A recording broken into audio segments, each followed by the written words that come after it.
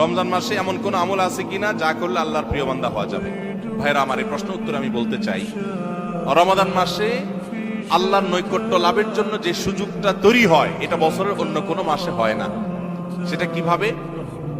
একে তো রমাদান মাসের প্রধান ইবাদত হলো সিয়াম বা রোজা, যেটাকে আমরা রোজা বলি। এই রোজা বা সিয়াম বা সাওম, এই ইবাদতটা আল্লাহর সঙ্গে বান্দার নৈকট্য লাভের সবচেয়ে বড় সোপান এবং সিঁড়িগুলোর একটা। কারণ আল্লাহ তাআলা হাদিসে কুদসিতে বলেছেন, আস-সাওমু লি ওয়া আনা আজজি বিহি, রোজা এটা আমার জন্য বান্দা রাখে আর এটা বিনিময়ে আমি নিজে দিব। এটা আল্লাহর সাথে বান্দার খুব গভীর সম্পর্কের একটা মাধ্যম।